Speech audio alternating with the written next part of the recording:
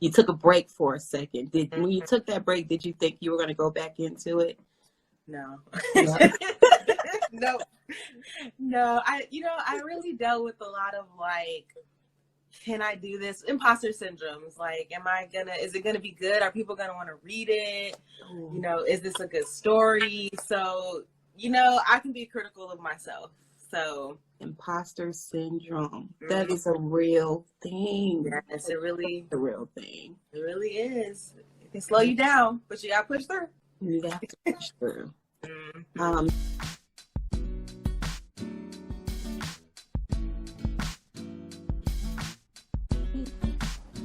It's Monday and it's time for Bliss Talk.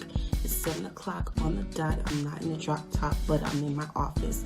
And today on Bliss Talk, we have a publisher, author, coming on the show tonight. Hey, Brookie.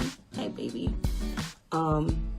She actually dropped a book, a graphic series, and it's ancient Egyptian, like, oriented or themed, and that's so interesting. Like what the plot is, it looks kind of like a comic book. Like, this is gonna be dope. Hey! Hi, how you doing? Good. It's so good to meet you. Likewise. How you doing today? Today I'm doing. Let me check. I'm doing pretty good today. Going out to vote earlier today, and then getting to work a little bit late, and then I took my nap. So I think I'm refreshed enough for the Bliss Talk tonight. I'm so glad we got you on here. So, am I pronouncing your name right? Is it Sekaya? That's correct. Wow, nice. Most people don't get it on the first try. Yeah. I love it. It's such a pretty name. And the name of the book that you released is that. I want to get this one right. Is it Nefara graphic series? That is it, Nefara. You have a copy. I definitely need to give me a copy of that. Yes, so, I will send one. Yeah, I wanted to start our Bliss Talk conversation with that today, and just wanted to introduce myself. I go by Carmen Bliss, and I love picking people's brains, people that seem to be serving their special purpose, and so Nefara graphic series. Mm-hmm. And when I look at the photos and the pictures, it looks like a comic. Is it kind of like a comic? Okay. Yes, it definitely is. Mm-hmm. Yes. I was wondering what that summary and plot look like. You know how the back on books, they tell you a little bit about what's going on in the book. It's kind of a mystery, like you want to open the book and read more because of that little summary on the back. What would you say? Do you have one of those, or can you think of one real quick to give to me? Yeah, sure. I can read the one on the back of the book if you want. You got one. I do. So it says, Nefara spirals through the unknown and mystical world of the Inuwa dynasty, as is her destiny. Mm-hmm. Hesitant, Nefara joins with allies in effort to fulfill an ancient prophecy and liberate the dynasty of its immortal threat, Amunetra. Mm-hmm. But first, Jinja. So to give a little bit more, to elaborate a little more, so like you said, it is based in Egyptian mythology, and it's kind of around this modern day dynasty that is American based, because back when Nefertiti was in power, she had to send her daughters off, and they got into a shipwreck and they ended up in America. And so when they got to America, they couldn't tend the land. It was a little cold. They didn't know what to do. So the sorcerer who was with them kind of did a ritual to the gods asking for help. And what the gods did was they granted these 6 daughters demigod powers. So it's kind of just passed down through generation. But over time, there's been some corruption, and lineages kind of got mixed up, got lost. And so it's centered around Nefara, who finds her lineage and then finds out she has to fulfill this prophecy. Wow. I'm definitely going to get that. I'm going to get this book. That's incredible. And I noticed that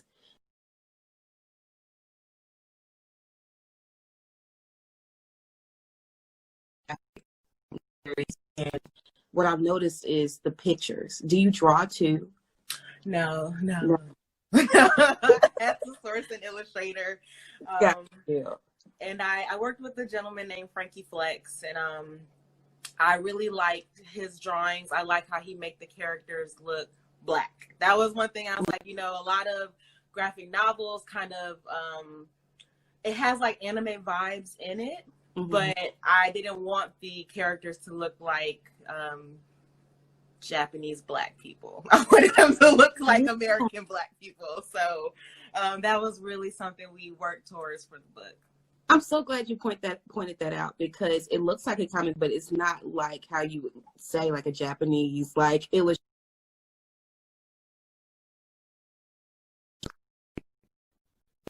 African descent, you know what I mean? It's kind of, but that is something that I hadn't picked up on too. That's so dope.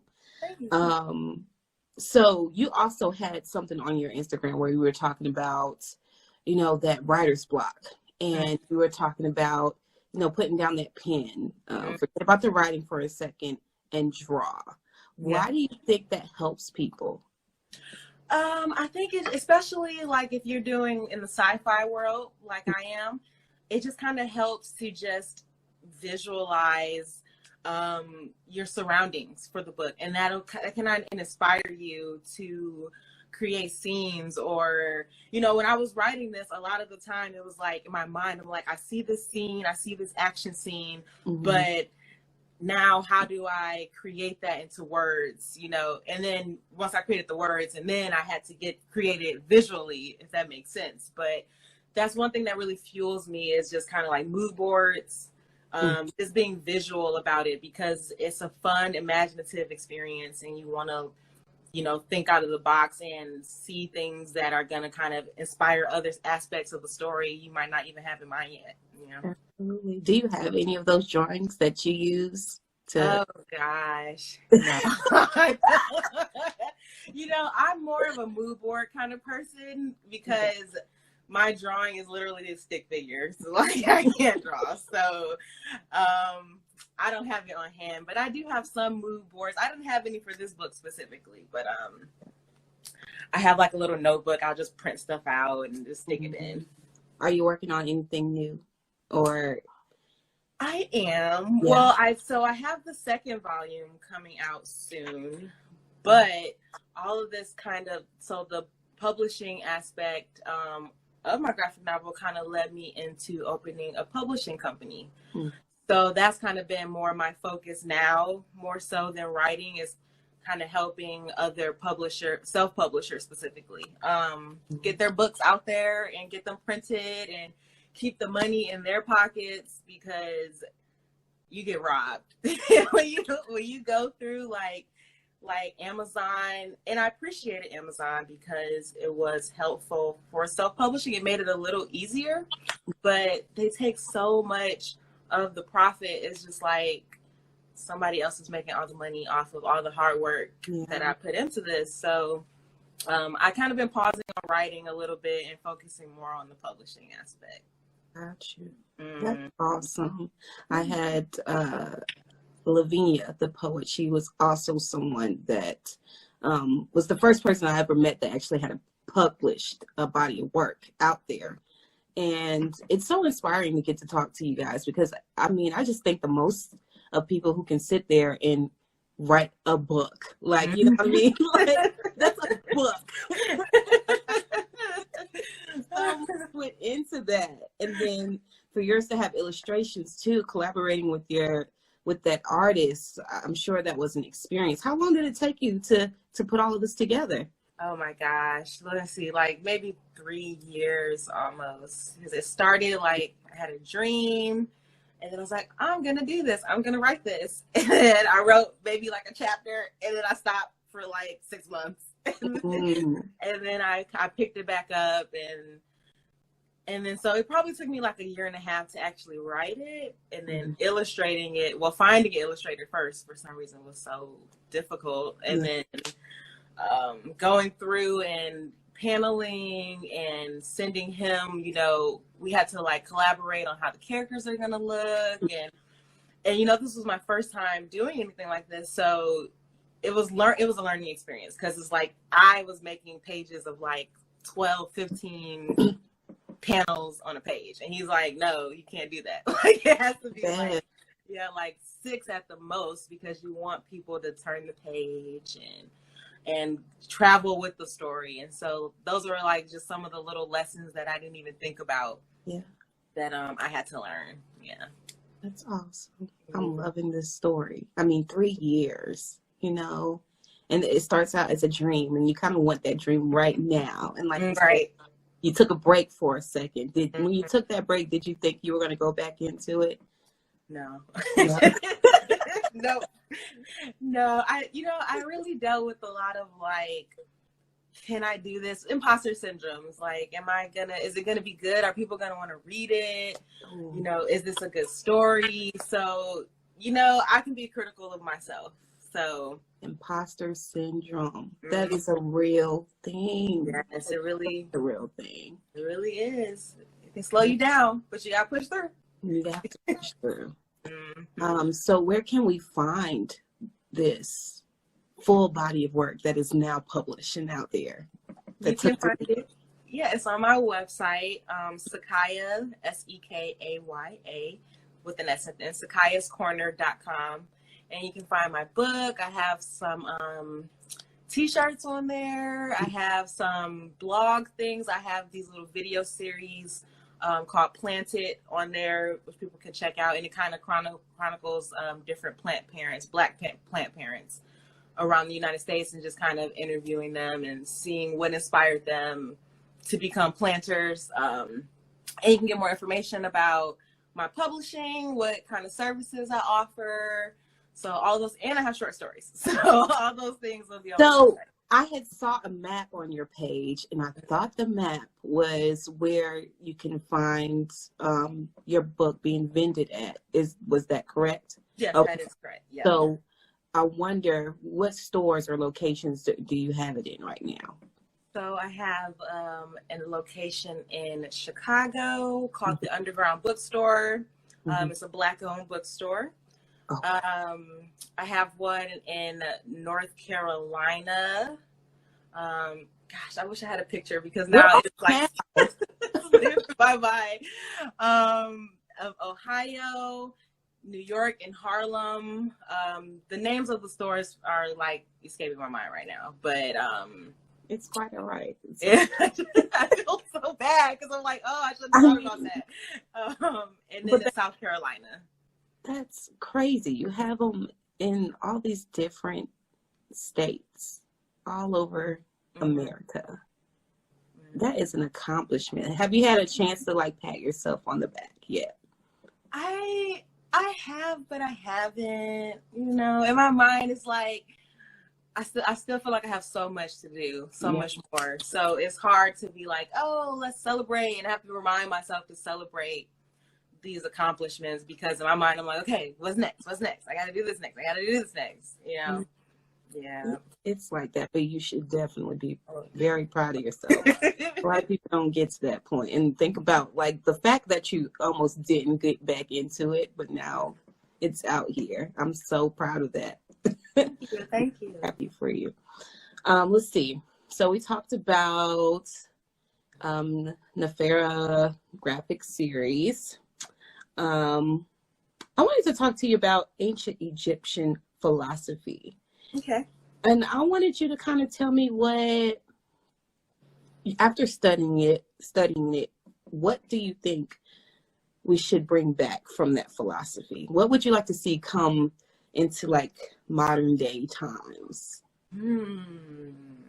Well, first and foremost, I would like to see that in modern times in Black form, because a lot of times they're casted as Middle Eastern people or white people, and they were Black people. So I would like that to be established, and that was one of my goals with it too, was bringing Blackness back to Egyptian philosophy.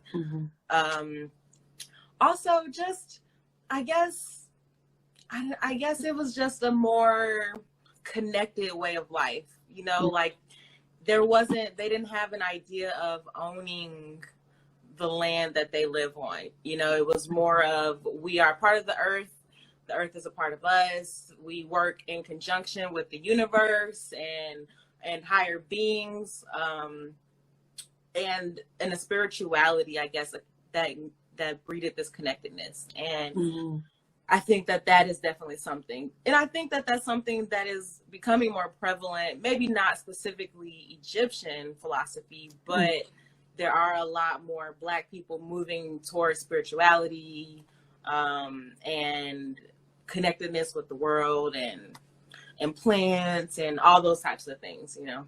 Absolutely. And you went to Howard? I did.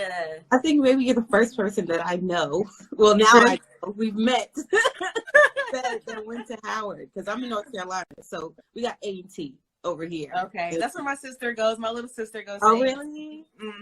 Awesome. So where are you at now? I'm in Atlanta. Atlanta. That's right. Yeah. And how long have you been out there in Atlanta? It's been about 5 years now. I came out here after I graduated from Howard. And I like that because I feel like I moved to just a larger HBCU. Black people of Black excellence. So I do like that. And the Howard network here in Atlanta is really large, which I can appreciate too. Absolutely.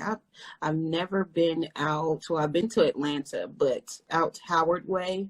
I would love to just go check it out over there near the campus. I'm sure it's great because I keep hearing about Howard on the radio. Everybody is talking about how bomb of a HBCU it is. And I just, I should experience that, Come for homecoming. That's the best time. Oh, snap. You know what? I think I'm going to have to wait a whole year for that. Right. Corona and stuff that's going on. But that gives me extra time to prepare myself to go down there because I want to ball. I want to experience. I want the full experience when I go there. So let's see. Cancel culture. You said you had a T-shirt that said racism is canceled. And I agree with that. Some things I agree that we can fully cancel. Do you feel like we need to be careful of the things that we say we're canceling, though? I definitely do.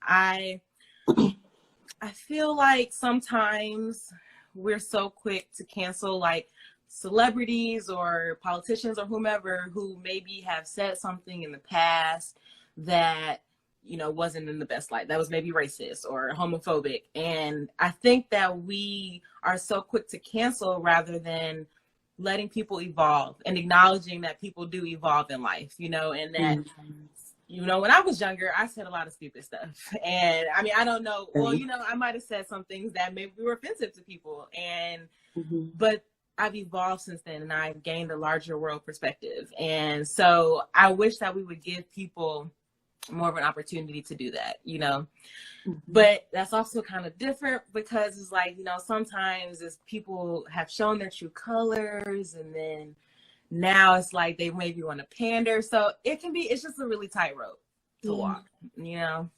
feel you. It's hard to know when people are being authentic now. Yep. I don't know. That's where the culture is moving because you're afraid to speak your mind, I guess, because you don't want to get canceled. That type of thing. You say the slightest thing a little off, you're going to get canceled. Exactly. But do people ever really get canceled? Like, we say they're canceled and they just go on living their lives and making their money, like, unless it's something heinous, Absolutely. I thought that was a good topic to talk about tonight because some things should be absolutely get them out of here, you know what I mean? But I think we should be a little bit more mindful of people's backgrounds and experience and have a conversation rather than just dismissing somebody else's thoughts and opinions. So yeah. Tell me about your self-care rituals. I saw you were planting and I was like, the caption said self-care, but I was like, but she's planting. And I was like, I've never seen anybody say that's a self-care action. But it could be. So tell me about yours, self-care. So that I started honestly like maybe March or April, kind of getting into planting because I was really weighed down by the pandemic and everything that was going on. I think that was around the time that George Floyd was murdered, and I just needed something to escape, and something to nurture, and selfishly something to control, I guess. And so I went to the store and I bought a golden pothos plant. And I was like, okay, I'm going to do this. And then I started doing my interviews with different plant parents. And actually, let me bring it back just a little bit. So it all started really with this article I read about Black people getting into planting a lot during the pandemic. And so I was like, oh, so I was reading the article and I was like, oh, this is really like an interesting idea, which is, so then I went and bought my plant, and then I started talking to other plant parents, and I joined some plant groups, and I just realized like I can just sit there, I talk to my plants, I feel relaxed, I water them, I do like little special fertilizers with banana water. I repot them in, you know, different pots, decorative pots and stuff. And it's so relaxing. It's kind of like taking care of a child that is not going to scream and cry and yell, you know, tell you it'll tell you what it wants, but not so aggressively. So it's just like a relaxing, the thing I do to wind down the week and get ready for the next week. That's so cute. I love that you said I talk to other plant parents. We have a supportive group. That is so freaking cute.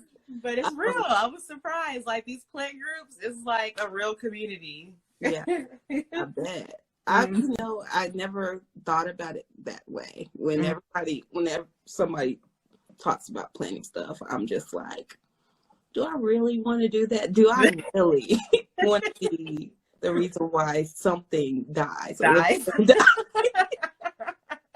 really want to put myself in that position, but you making it seem more therapeutic.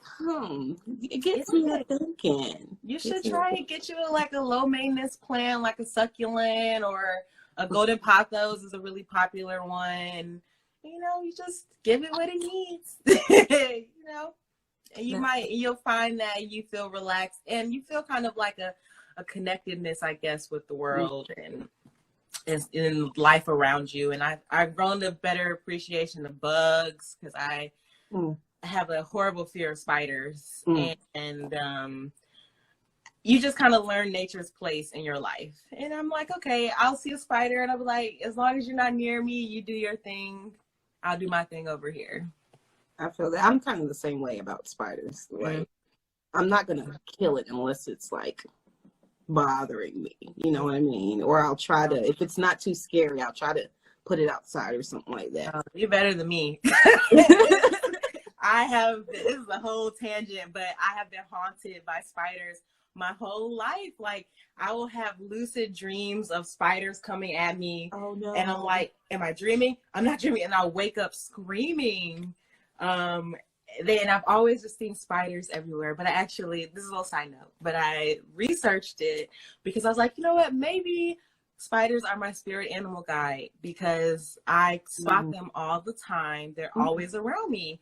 And I was reading about it, and it said that in times where you're really anxious, or maybe you're having a lot of doubt, that spiders, if they are your spirit guide, will typically present themselves to you as a reassurance, because they represent self-belief and manipulating your life with your mind and your thoughts and wisdom. So I thought that was interesting.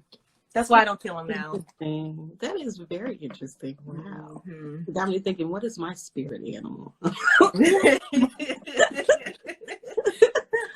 No, there was one year where I saw ladybugs. Like, I just kept seeing them for whatever reason. All year long, I just kept seeing ladybugs. I haven't seen them lately. I want them to come back. They made me feel special when they would just show up. That's definitely cool. So I think we went through the Bliss talk. This was amazing. We talked about your book. We talked about ancient Egyptian philosophy, what we wish was, you know, like we can bring some of that to our modern day.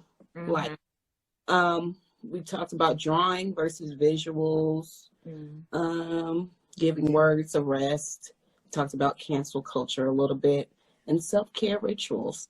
What are some keys and concepts that you can leave behind? You've been on this 3-year journey writing this book. What have you learned and that you would like to share to somebody that might want to walk into your shoes? You know, I would say, give me a second. Let me really think on it.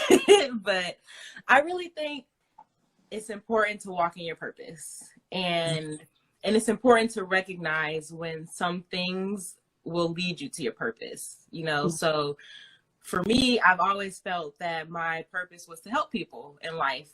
But I never could really pinpoint how where my effort would best be put. And so when I went through writing the book and I went through the publishing, it really helped me to realize, like, I want to help authors get their books and their stories out there, because I know how hard it can be to finish, to even convince yourself that it's finished and that it's ready to go, and then to put that out to the world and wait and see what people's opinions are, even though their opinions aren't everything. But that's a very difficult step, you know. So I just say all that to say is to just know that you are doing this because this is something that you were meant to do. Even if this is not your life's purpose, this is a part of what's going to get you to your life's purpose. So see it through. Don't be scared. It's going to be scary, but you can do it. Just see it through. And it might take years. Like I told you, it took me 3 years. And I have some friends, it's been years and years for them too. But as long as you finish, that's all that matters. I feel that. Thank you so Thank you. This was fun. It was so fun. If anybody that stuck with us through the Bliss Talk for our entire 30-minute inspiring conversation, if you have a question for Sekaya, please type it in there. And while they are typing, can you let us know how we can support you? Sure. You can go to my website. You can purchase a book. They are $15 on my website. They ship directly from me. Excuse me. And along with your book, you get, excuse me, let me take a sip of water. But you get a bookmark and you get a little thank you card. And honestly, just, motivational words. Everybody needs some support. It doesn't even have to be financial.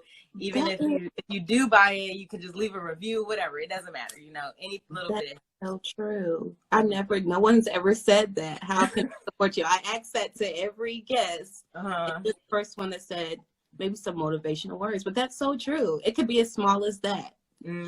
Something encouraging. That really helps. Brooke says, how can I get a copy of this graphic novel? Sure. Yeah, you can go to our website, Sekaya, Sekayas, Sekayas, corner.com. It'll be in my shop. Yay. Well, you guys can follow me at cbliss_pics. You can actually visit my website, blisstalkshow.life. Please, please, please subscribe to the YouTube channel, Bliss Talk Show on YouTube. Right now I'm sitting at 28 subscribers, and my goal was to get 100 subscribers by the end of this year. So if you could please, please, please, with sugar on top, subscribe to the channel. I promise you it's free. I won't charge you a thing to subscribe. Brooke Crimson is actually the video director. She uploads every single one of the Bliss Talks up there. And I mean, it takes time to edit and all that good stuff. I really, really appreciate her. And I appreciate you guys that have already subscribed to the channel. So I don't see any other questions. I think we had a great talk. What about you? I think so too. This was so fun. Thank you for giving me a platform to speak on. Absolutely. Thank you, Sekaya. You have a great weekend. Thank you. Let's keep in touch. Okay. Thanks.